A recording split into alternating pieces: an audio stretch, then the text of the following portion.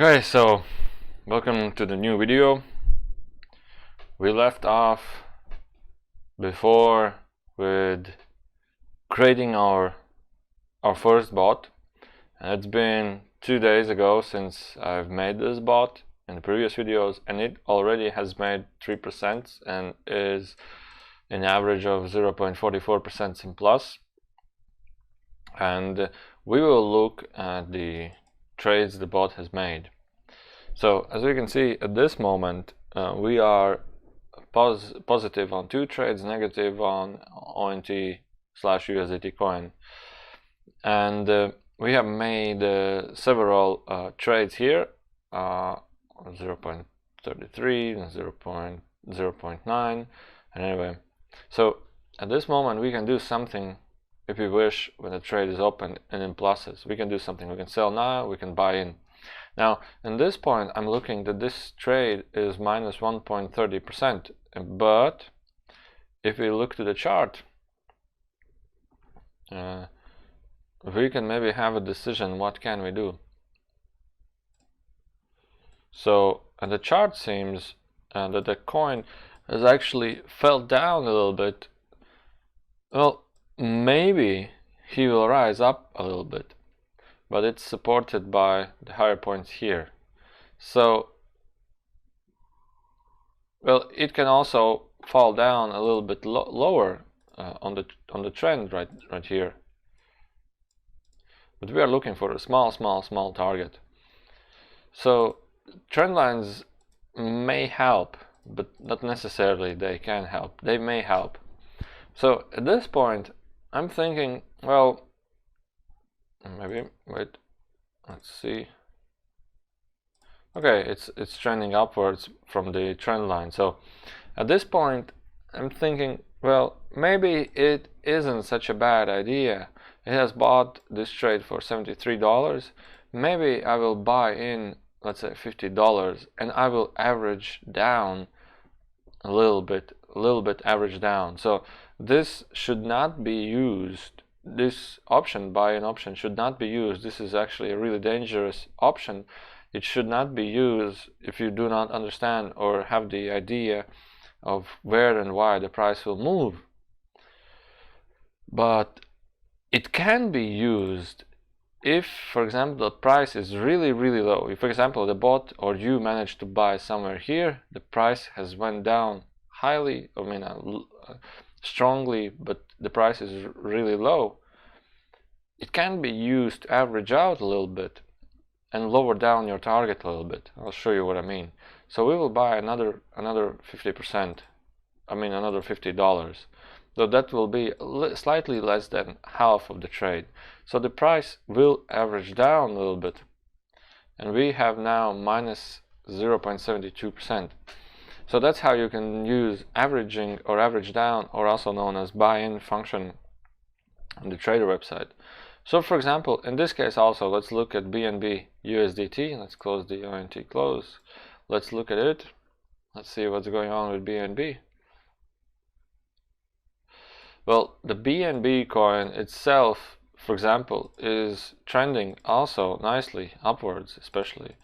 Well, it's not touching the upward trend. So I will not do anything, but you can also buy in at the coins that are moving upwards. You can do that also for coins that are moving upwards. So now that we talked about we talked a little bit about averaging or buying in, we can talk about a little more about trailing stop loss. So the trailing stop loss was locked at 0.4%, but we got only plus 0.29%. Why is this? It's because the market consists of slippages, and if you take a little bit closer look at, for example, 1 minute charts, let's take the same quantum, 1 minute charts, the prices can be there, and all of a sudden they can fall down really quickly. There can be somebody who sells a large amount of coins, for example, like here in this quantum, especially for this quantum, such a drop is 0.6%. so 0.06%. So it's actually a huge drop. And slippages, we wanted to take, for slippages, we want to take 0.4%, but we got 0.29%. So we got 0.11% less than actual. So the slippage just was with two candles, like somewhere like here, like somewhere also maybe here. The slippage was too great. For example, here also the slippage was too great, and therefore we got a little bit less profit, although it was at a high price was 0.52% higher. But sometimes it helps also to get higher targets. So if we look only on closed trades, we still have 0.4% profit. So now let's have a look a little bit on the trailing stop loss, what it is and how you can use it. You can build your own trailing stop loss strategies, and it's available at the left side where there is trailing stop loss strategies.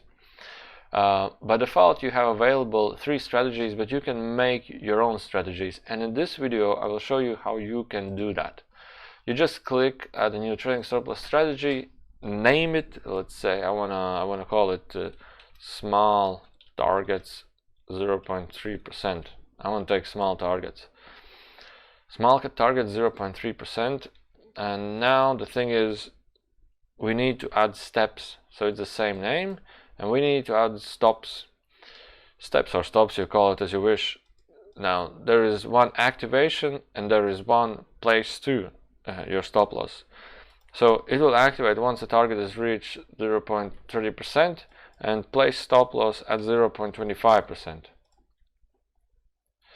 Now, the idea of a trailing stop loss is that the price can still go upwards, for example 0.5%, and I want to place my stop at 0.3%. And if the price goes up by 1%, I'm going to place my stop at 0.9%. And again, maybe it's 7, I'm going to place my stop loss at 0.50.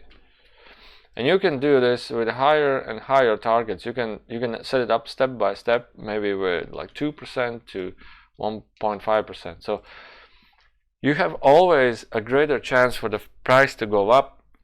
But what are you doing right here? What are we doing right here is, if the price goes to